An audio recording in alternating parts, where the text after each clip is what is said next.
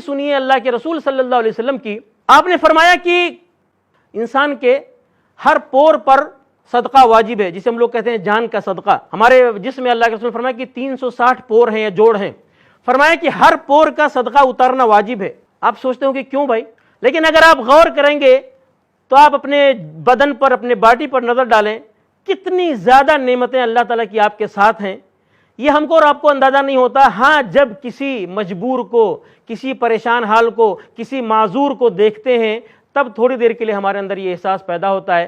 میں تو صرف پور کی بات کر رہا ہوں کہ ہر پور کا صدقہ واجب ہے، یعنی پورے بدن کا صدقہ واجب ہے. ہم لوگ اپنے بمبئی میں ایسے ایسے منظر دیکھتے ہیں مجبوری کے کہ اپنے محلے میں تو میں دیکھتا ہوں دونوں ہاتھ اور دونوں پیر بھی نہیں ہیں، اور بہت جگہ کسی کے پیر ہیں، کسی کے ہاتھ نہیں ہیں، کسی کی آنکھ نہیں ہے، بہت سی نعمتوں سے وہ لوگ محروم ہیں. اس کے مقابل میں ہمیں اللہ تعالیٰ نے 100% صحیح سالم بنایا ہے. ہم کو، ہماری اولاد کو کوئی عیب نہیں ہے، کوئی کمی نہیں ہے، فزیکلی صحت ہے، تندرستی سب کچھ ہے.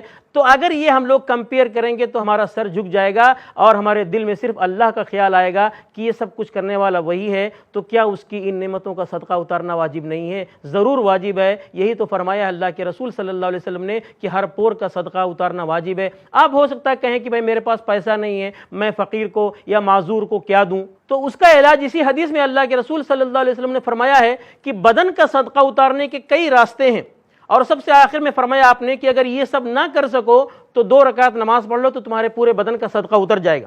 تو یہ جو ہمارا ٹاپک ہے اس کے تعلق سے کیا فرماتے ہیں آپ؟ فرماتے ہیں تعدل بین اثنین صدقہ.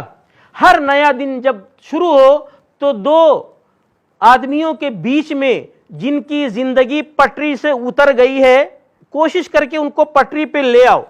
اس کو کیا کہتے ہیں عربی میں؟ عدل. عدل مانے برابری.